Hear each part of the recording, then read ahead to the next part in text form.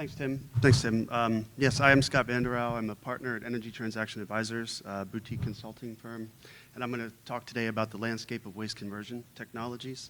It is an honor to be here, and I thank Gene and his team for putting this together and having me back to speak again. I'll start with a brief presentation background. We are going to look at a handful of technologies that can convert waste to higher value products. These technologies have been pulled from a proprietary database that ETA keeps in-house. My partner, Richard, who usually attends this conference, was unable to come this year. He's been putting that database together for decades, and it continues to grow. These technologies are in various stages of commercial development. Everything I'm going to talk about today is in the public domain. I've pulled anything in the presentation from websites and or press releases. I am focusing on thermochemical conversion of waste, specifically the gasification and pyrolysis processes. And this presentation is technology neutral. My company, my partners, my business partners, we don't have any affiliation with any of these technologies. And this presentation should not be used for investment purposes. We're going to start with a brief kind of overview or some observations myself and my partners have made in the waste to energy industry over the past year or two. We're going to be talking about MSW today. I know the agenda says biomass, and when I put together the pitch presentation, I did say I was going to talk about biomass. It's because I thought I was going to, but I did pivot. I'll talk about that in a minute. But if anyone is really upset about that and wants to know more about biomass, please come find me. I'll happily talk your ears off about biomass gasification as well. So we'll talk about MSW. We'll talk about some waste conversion pathways, pyrolysis, get a couple different types of gasification, talk about some of the products you can make with these technologies, and then we'll take a look at about 7 different technologies. I do want to start with some of the broad trends that we've seen in waste to energy over the past couple of years. Like I said, I thought I was going to be talking about biomass, and the reason for that is over the past 2 or 3 years, most of the interest my firm has been getting has been in biomass conversion projects. There were some incentives under the IRA, not only for some products like hydrogen, but also for carbon credits that are linked to potentially biochar in biomass projects. So we were looking at a lot of projects that had a biochar component, and when the new administration took over, there was a lot of uncertainty suddenly around those credits in the IRA, and some projects, because of that, canceled. Most of them just kind of pumped the brakes, took a wait-and-see approach. Now with the BBB, it's removing a little bit of that uncertainty. It'll be interesting to see if some of those projects come back, and actually just within the last couple of weeks, I got a call for one project that is going to come back. However, in the last 6 to 8 months, we've been getting a lot more inquiries around MSW. I don't think anyone here is unaware of the fact that there's an issue with municipal solid waste, particularly in this country, but around the world. Landfills are filling up. And this graphic from the EIA shows traditional kind of like trash burner projects, combustion technology that can make power from waste. And you can see there was a big ramp up and it kind of stagnated, and actually there have been a handful of those that have been retiring in recent years. And that's driven partially by economics, partially by environmental concerns, and partially by public sentiment. However, we think that there's a big opportunity for some of these types of technologies that I'm about to talk about to come in and kind of fill that gap or meet that need of some way we can convert waste into value.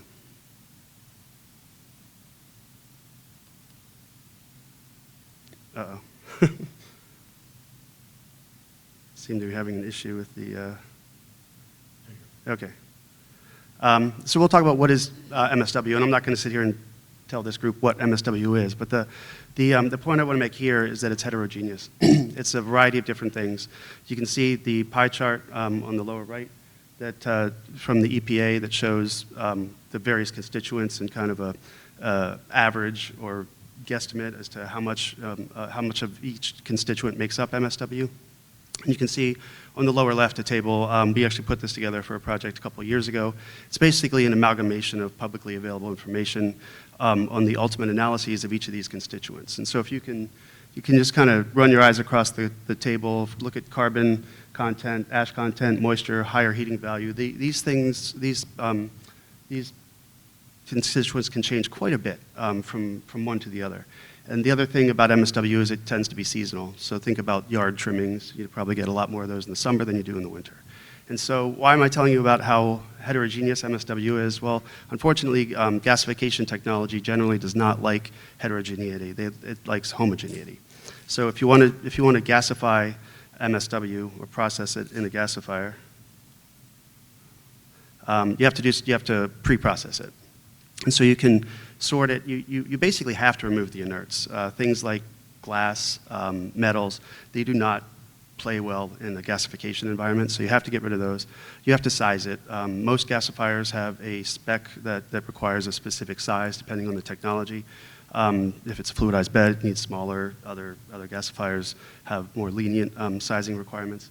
And what we're seeing is a lot of these potential projects or feasibility studies co-located with like a MRF. So you would take the raw MSW stream, you would remove any valuable components such as recyclables, compostables, and then you could use potentially the rest in a gasifier. And that's really a win-win because you get revenue streams from those components, and you're taking I'll say a very heterogeneous feedstock and making it a little bit more homogeneous. The other thing you can do is you can look at refuse-derived fuel, and that's basically a pre-processing plant for MSW that sizes it, sorts it, dries it, and pelletizes it. You can see a picture of refuse-derived fuel there. That looks a lot like the wood pellets that go into a wood stove, and so that's a really good feedstock for gasification technologies. So, like I said, today we're going to focus on the thermal conversion pathways. That's combustion, gasification, and pyrolysis. Combustion is just burning the MSW. You heat it up with a whole bunch of extra oxygen. That oxygen combusts the hydrocarbons. You get water and carbon dioxide. For gasification, it's a similar type process, but you don't. It's oxygen starved. So you feed enough oxygen that you can burn some of the MSW, but not burn it all. And so the heat off of that combustion will fuel gasification reactions. So instead of water and carbon dioxide, you get hydrogen and carbon monoxide and some shorter chain hydrocarbons. And then pyrolysis is the process of heating it up in the absence of oxygen. These are generally longer heating times, generally lower temperature, and the products are a pyrolysis gas, which is longer chain hydrocarbons, and a pyrolysis oil, which is even longer chain hydrocarbons. If you kind of split up the gasification into air-blown, oxygen-blown, and plasma arc gasification, there are some nuances there. Air-blown gasification, you just take air. So that actually gives very similar reactions to oxygen-blown gasification. You make hydrogen, carbon monoxide. However, it's diluted by nitrogen. Because it's such a dilute stream, it's not typically economic to upgrade that syngas to higher value products. So generally speaking, air-blown gasification is used to produce power. For oxygen-blown gasification, you do have a more concentrated syngas stream, and it does make economic sense often to upgrade those to higher value products. You can go hydrogen, chemicals, fuels. And then similarly, plasma arc gasification. Plasma arc is use a plasma torch to heat the feedstock up to incredibly high temperatures, thousands of degrees. At that point, you're generally not worried about chemical reactions. You're pretty much ripping them into elements, and then as it cools, it reforms into the lowest thermodynamic energy elements, which are, in this case, generally hydrogen and carbon monoxide. So as you go down the list on the left, you have increasing technical complexity. That comes with, generally speaking, increasing CapEx, but you also get increased carbon conversion. You can make some higher value products. And the hotter the temperature these technologies operate at, you can actually destroy more contaminants, and that comes into play with MSW. I mentioned here including PFAS, forever chemicals. When you're talking about landfills and MSW, that's a hot topic, and some of the oxygen-blown gasification and certainly the plasma arc gasification can typically destroy PFAS.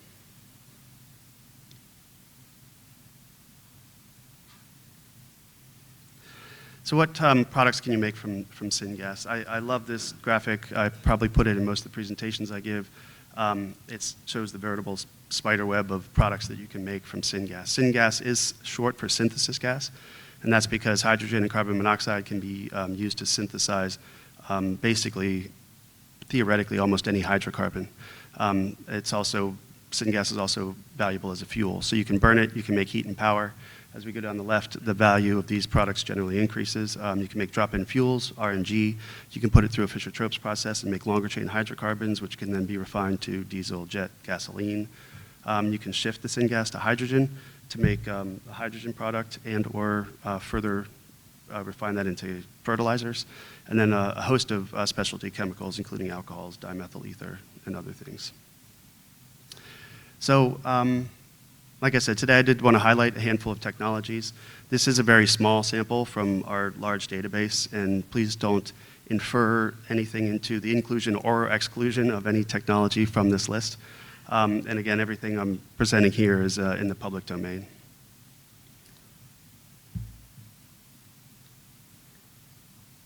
The first technology I want to talk about is Ankur Scientific. This is a company out of India, and Ankur, to my knowledge, has the largest fleet of commercially operating gasifiers in the world. They have over 1,000 units deployed.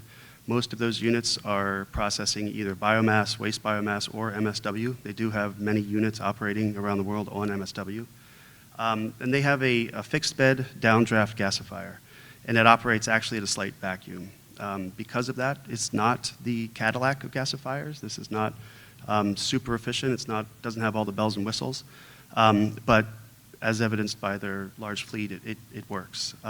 They often go into places, I'll say depressed economic places, and take waste and turn it into power. Most of their gasifiers are in either heat or power applications. They, but like I said, if they're operating all over the world, and because of that, it's evident the technology works.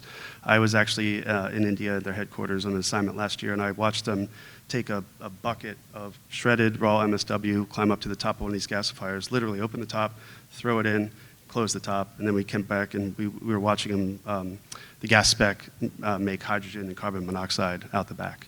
So if you're looking at financing a project, being able to go see them operate, kind of kick the tires in multiple places, there's a lot of value there. The next company I want to talk about is Enerchem. Enerchem has been around for a while. They have a bubbling fluidized bed gasification technology.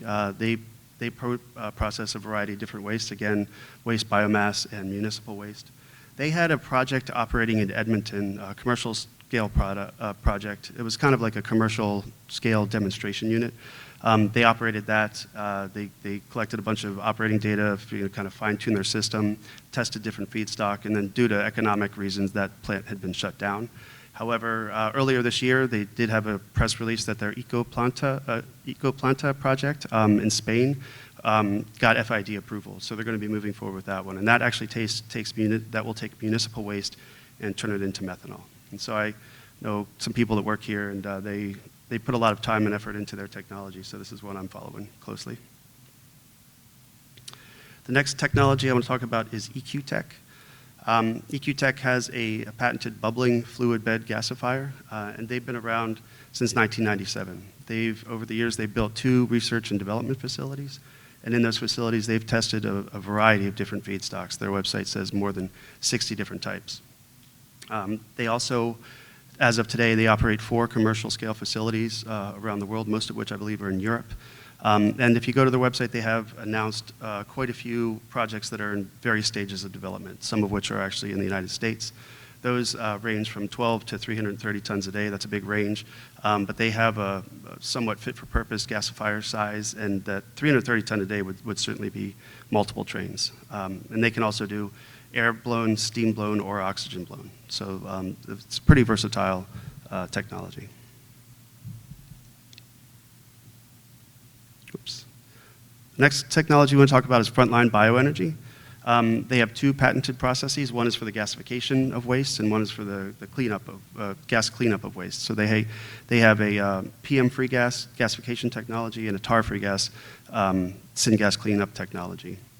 They have a fluidized bed gasifier that operates at about 150 psig, and it's relatively high temperature. They had a commercial plant that they built in 2007 that processed corn cobs, and that went to heat and power.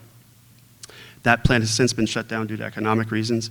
But about 2 years ago, they completed a fully integrated gasification demonstration plant in the United States, where they were taking waste biomass and making renewable natural gas. And I think what's notable there is their demonstration plant was fully integrated. A lot of times the gasification technology providers will build a demonstration unit to demonstrate their gasifier because of the variety of back-end products that can be made from gasification. The integration isn't always tested at the demonstration scale. However, Frontline went ahead and did that, and I guess they're placing a bet on RNG from waste. But they do have several projects in their development pipeline. The next technology is Sierra Energy. Probably won't talk too much about this because we're going to hear from Sierra shortly. But they have a patented FastOx gasification technology. It's a high temperature gasification process. It's actually the highest temperature of the technologies that I've talked about so far. And as I talked about, high temperatures typically result in higher carbon conversions, contaminant-free syngas, and in this case, excellent cold gas efficiencies. Sierra operates Fort Hunter Liggett, which is a commercial scale demonstration unit. It's been on operation since 2005.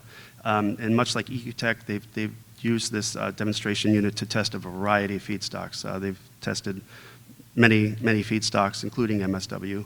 And I know Sierra has some projects they're looking at coming down in their development pipeline as well. Next is Heartland. We're also going to hear from Heartland here on this panel, so I won't go into too much detail here. And I promise I didn't cherry pick these technologies. I'm not trying to gain brownie points with anyone on the panel for any reason.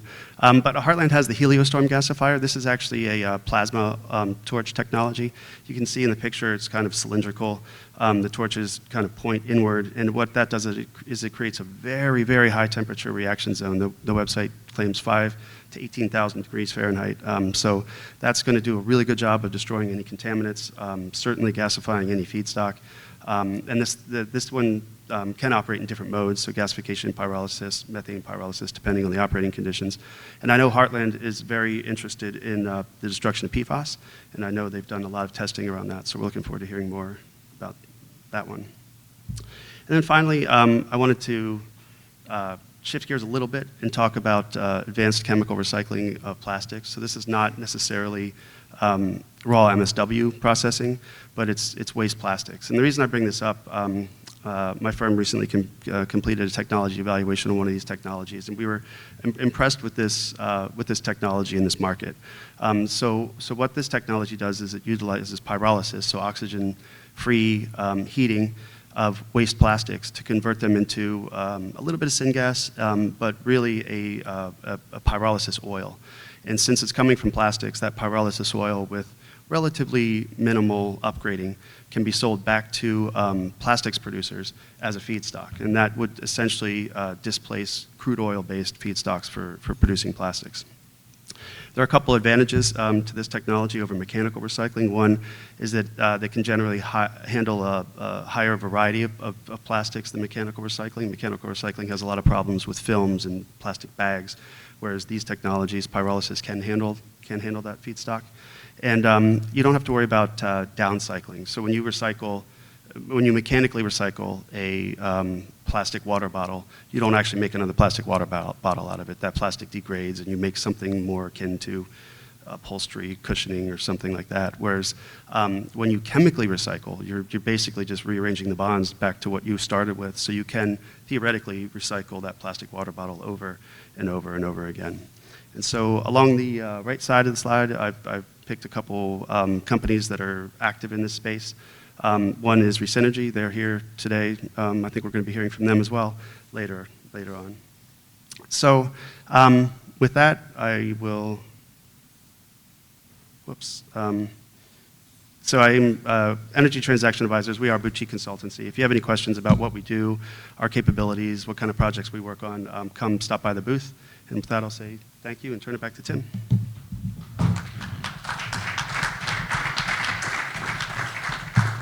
Thank you.